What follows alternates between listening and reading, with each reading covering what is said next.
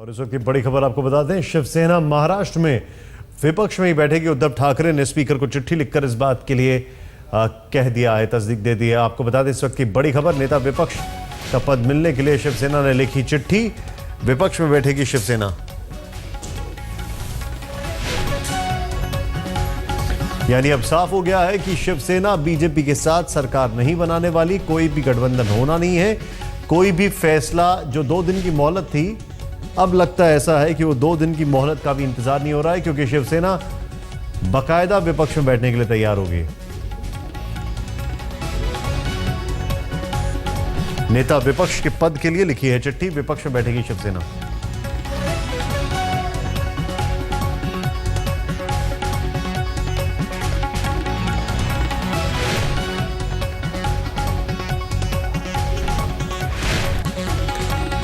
कल उद्धव ठाकरे ने press conference कर सीधे तौर पर यह कहा था कि हम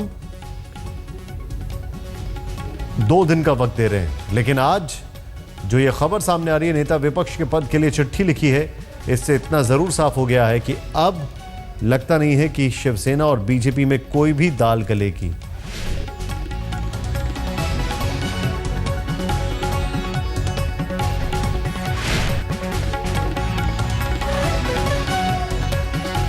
नेता विपक्ष के पद के लिए शिवसेना ने चिट्ठी लिखी और साहिल जोशी हमारे साथ है। साहिल, पूरी खबर बताएं।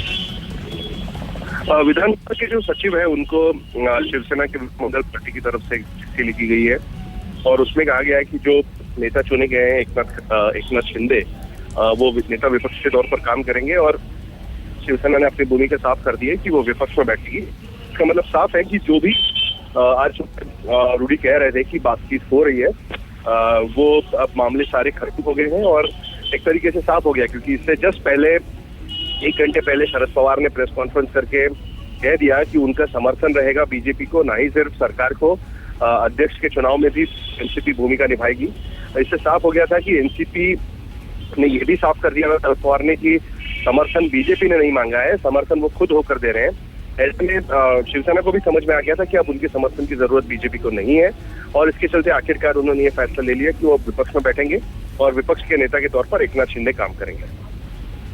आप जो बता रहे हैं इसका मतलब ये भी हो चुका है सीधे तौर पर कि वो जो 2 दिन की मोहलत दी थी, वो मोहलत भी अब कहीं पे भी नहीं जा रही है, सीधे सीधे फैसला हो चुका है। देखिए, 2 दिन की मोहलत के लिए शिवसेना ये कारण देने की कोशिश कर रही थी कि हिंदुत्व के मुद्दे पर वो उसकी वजह से वो रुकने को तैयार है, जिस पर कल देवेंद्र फडणवीस ने बयान साफ करके दे दिया कि अगर इस तत्व के मुद्दे पर शिवसेना बात करना चाहती है तो पोर्टफोलियो डिस्ट्रीब्यूशन की बात ना करे और समर्थन की घोषणा कर दे।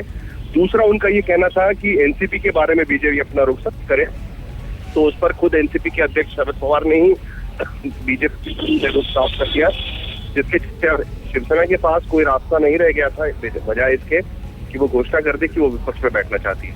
कुल मिलाकर शिवसेना इस पूरे राजनीतिक खेल में उनको एक तरीके से दरकिनार कर दिया गया पूरे राजनीतिक खेल में और उनके पास कोई रास्ता नहीं बचा विपक्ष में बैठे। आखिर तक उनकी तरफ से कोशिश रही कि किसी न किसी तरीके से सरकार में चले जाए, लेकिन अब कोई रास्ता नहीं बचा। बहुत बहुत शुक्रिया जानकारी के लिए।